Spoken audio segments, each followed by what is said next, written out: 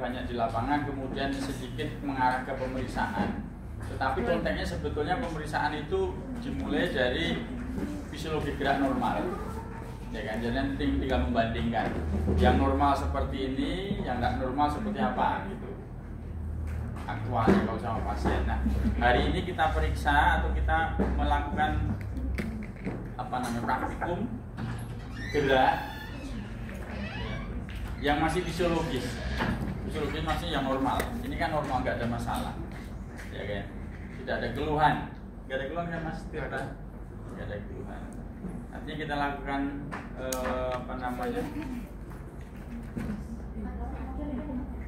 bukan pemeriksaan, tapi lebih kepada menggerakkan gerakan yang masih normal, ya, tekniknya. Terus yang kedua, karena ini bentuk praktikum, saya berharap teman-teman nanti melakukan semuanya.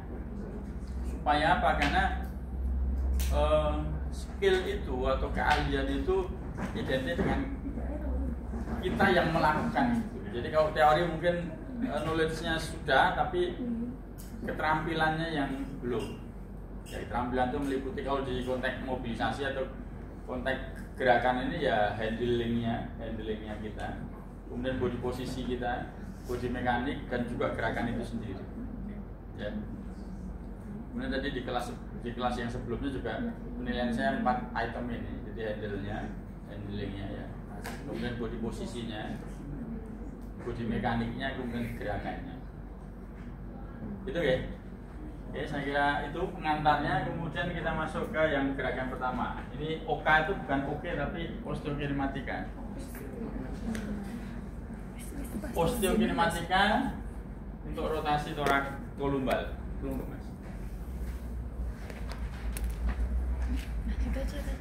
Oke, yang pertama yang saya kirakan adalah handle itu adalah bagaimana cara kita memegang ya.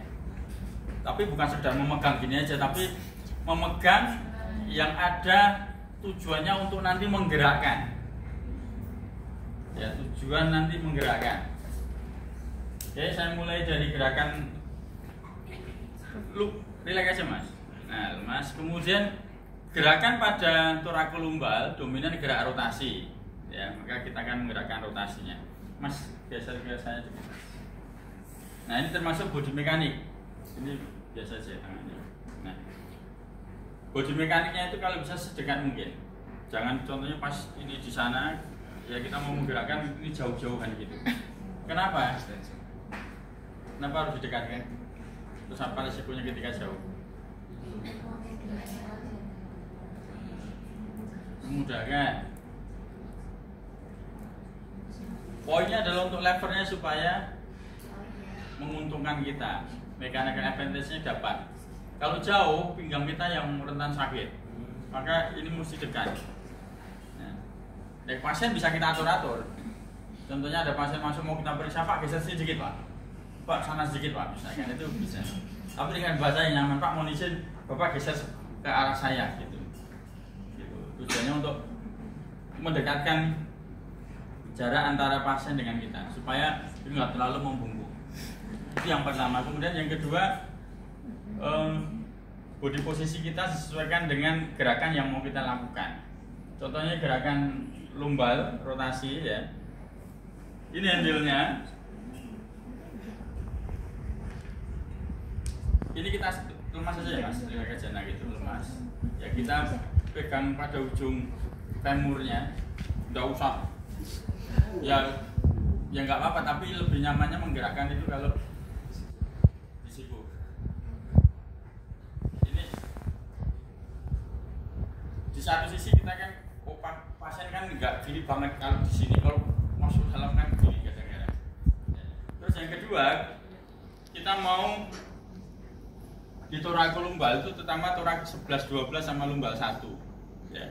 Itu kira-kira itu ya di batas akhir dari kosta ya, batas akhir dari kosta ini kita fiksasi Mas, kakinya lemas saja Mas. Nah, kemudian kita gerakan, kalau hanya gini ini belum ada rotasinya.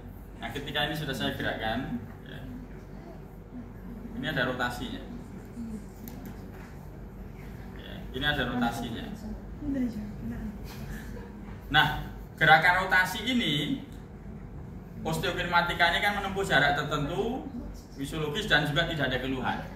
Kebetulan Mas Tirta ini nggak ada keluhan, ya gerakan gini ya rileks-rileks aja, lebih saja.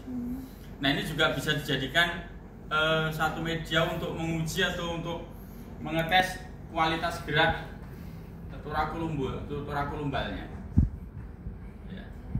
Contohnya kalau pasien kita gini kan kemudian kita gerakkan adu-adu, berarti ini rotasi ini yang menyebabkan adu-adunya timbul.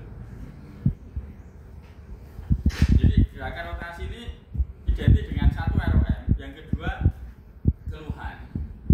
Kalau masih nggak ada keluhan ya ROM-nya penuh, kemudian keluhannya nggak ada, nggak teriak-teriak, nggak adu-adu. Ya kita anggap kalau begini ya normal. Ini fisiologi normal, fisiologi gerak yang normal. Yang penting adalah teman-teman bisa melakukan handle-nya, kemudian body posisi. Body posisi itu posisi kita saat akan melakukan gerakan, kemudian body mekanik itu gerakan badan kita saat ada gerakan. Ya. Sama kaki, perhatikan kaki saya balik ke sini. Sini mas, ke sini. Lagi ya. Nah.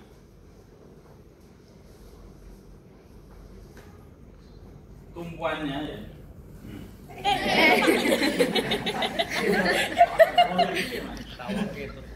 Lepas kakinya. Ya, lepas kakinya. Nah, gerakan kaki saya ini gerakan mekanikanya. Oh, body posisinya seperti ini awalnya. Kemudian gerakannya. Ya. Supaya tidak banyak beban di pinggang kita. Jadi bukan gerakannya, tapi lebih pada ke kakinya aja yang kita pindah. Ya. Nah, sambil ini kita berikan handle-nya, ini fiksasinya, ini gerakannya. Ini untuk osteokinematika rotasi thoracolumbar. Jadi pinggangnya lebih aman, tidak terlalu sakit. Beda kalau ini agak jauh sana mas. Nah, kita agak jauh, ini udah membungkuk pegel kita. Kan kalau begini jaraknya kan ini sudah fleksinya lebih dominan dibandingkan kalau ini dekat kita sudah bisa ekstensi. Semakin kita mendekati posisi normal, pada saat melakukan memposisikan body posisinya, kemudian ditambahkan dengan body mekanik ya jauh lebih aman. Jangan sampai nanti kita nangani orang sakit pinggang, setelah nangani orang sakit pinggang kita sakit pinggang sendiri. Ya, saya ulangi dari sisi yang berbeda. Handle sebisa mungkin, senyaman mungkin pasiennya. Kalau masa dari sensi saya bilang coba letak di tangan saya aja, relax di tangan saya. Ya. Kemudian difiksasi, fiksasinya setinggi torak 12, ya, kurang lebih di sini, kurang lebih. Kemudian baru kita gerakkan rotasinya. Kertak-kertak. Kalau itu cukup elastis ini.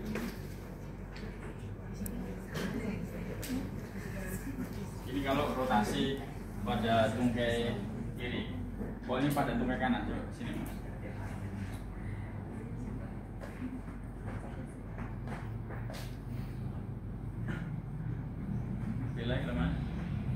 Nah, teman-teman harapan saya itu bisa merasakan nyamannya pasien nanti sebagai pasien dan juga sebagai terapis itu pegangannya seperti apa nyamannya, dan juga teman-teman sebagai fisioterapisnya nanti atau sebagai terapisnya nanti nyaman menggerakkannya.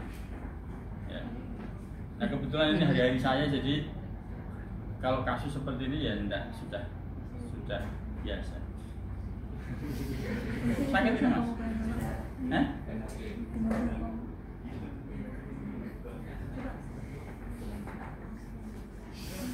Pengen.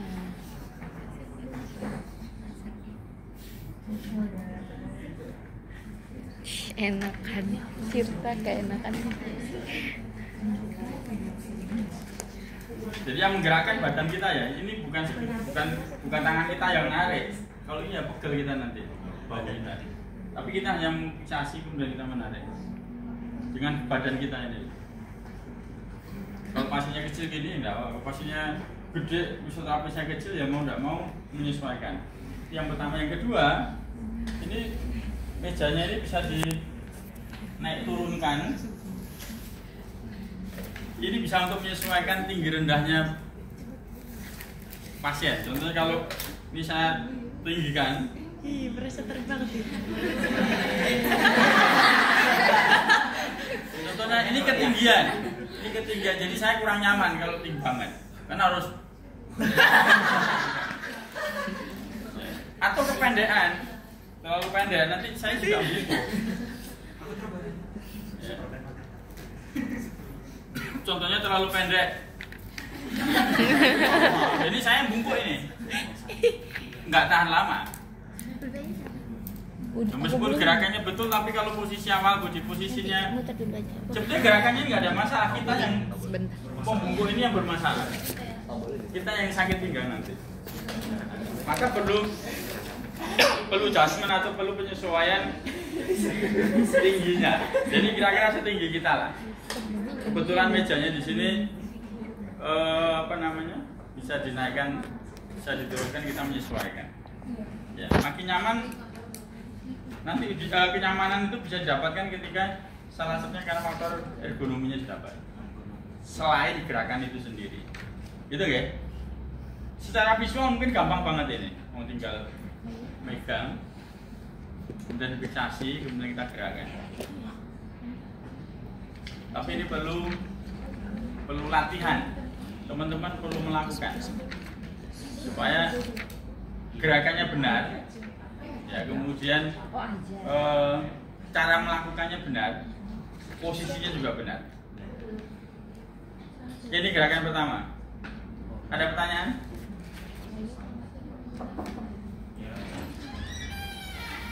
Ya, ada pertanyaan? Ya.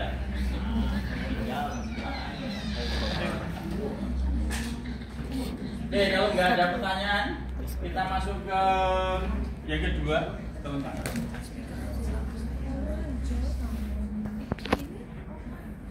Di gerakan kedua ini ada fleksi hip, fleksi lumbal. Gak ada tulisan tulisnya kok.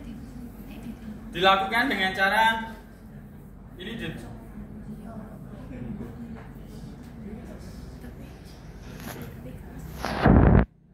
lumbal ya.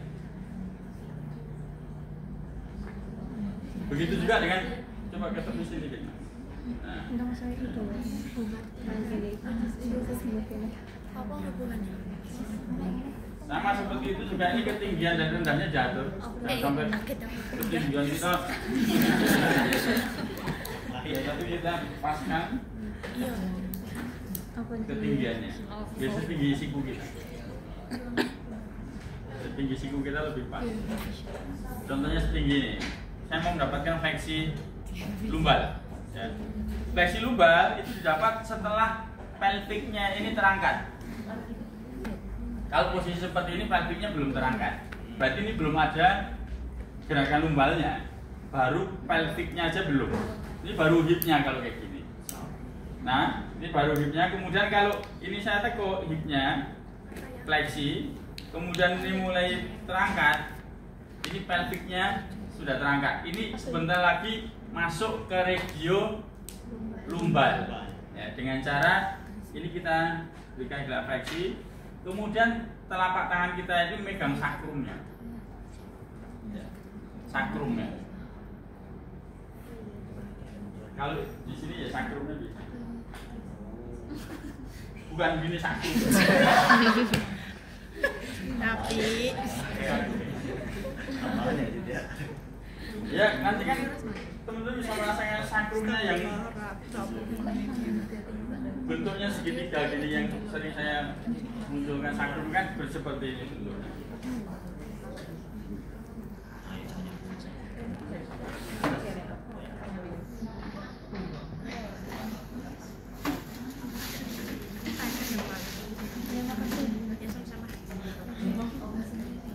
Sudah ya. Kemudian ini posisinya di sakrum, baru kita gerakkan ke fleksi. Ya senyaman mungkin, boleh di sini, boleh di sini, boleh di sana, boleh di ya. Ini sudah boleh. Karena kita fokus di gerakan fleksi lumbal. Coba teman-teman perhatikan lumbalnya. Dari posisi awalnya seperti ini. Kalau seperti ini posisinya, lumbalnya, posisi lumbalnya apa? Lumbalnya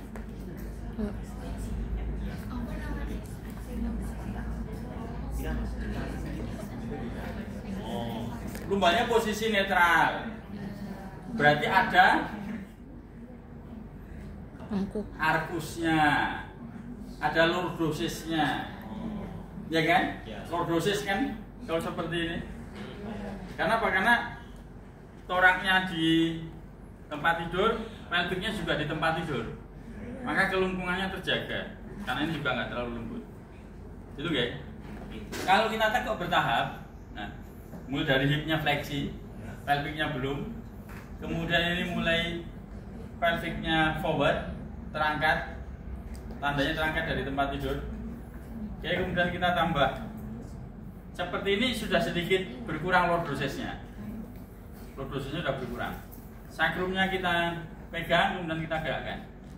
Ini sudah ke fleksi lumbal. Arkusnya sudah nggak nampak lagi, karena sudah lengkungnya sudah kita kurangi.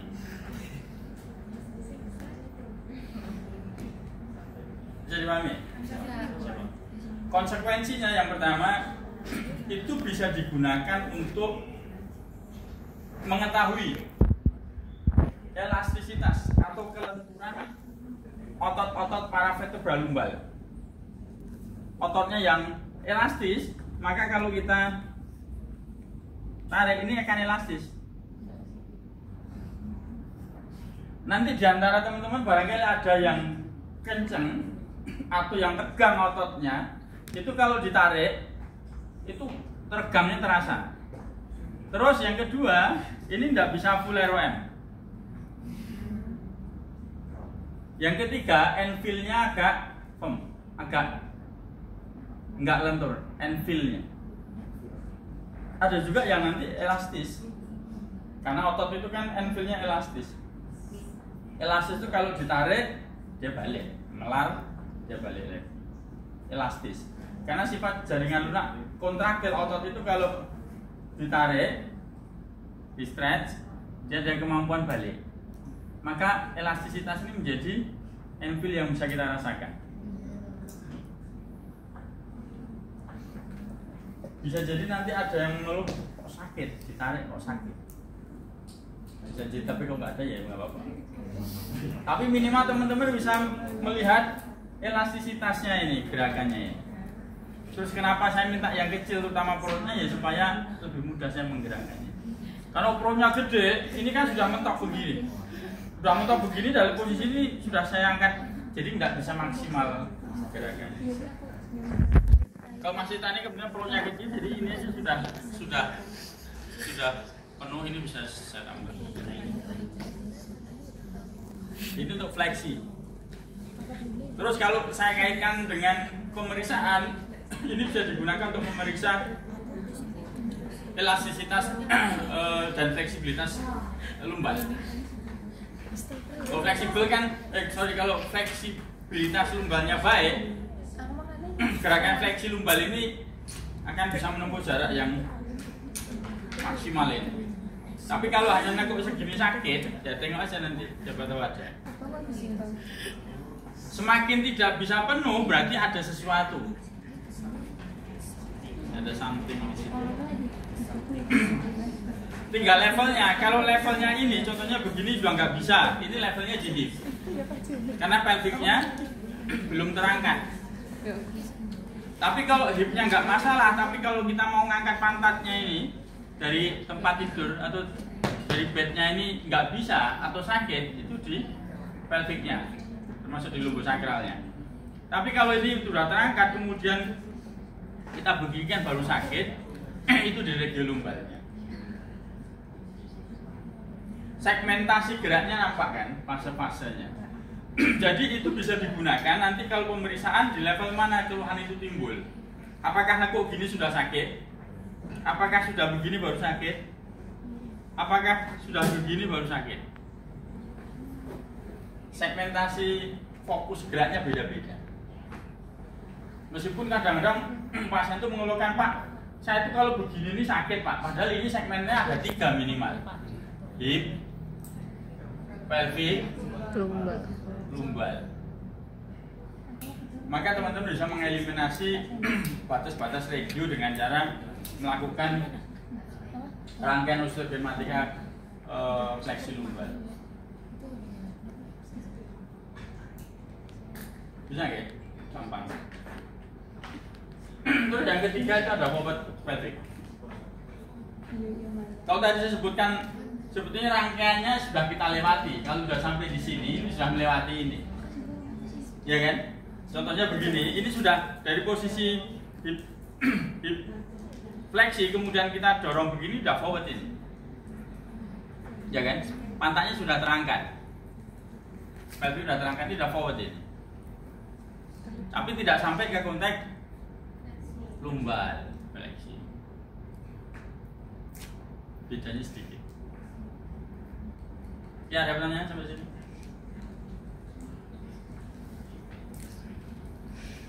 Ya, kalau nggak ada pertanyaan, yang cowok di sana, cewek di sini, 3 gerakan dipraktekkan dulu. Bergantian, semua bisa merasakan, semua bisa melakukan.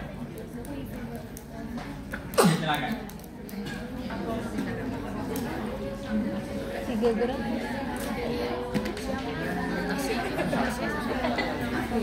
Forward sama ya? Oh, bentuk nekuk gitu ya.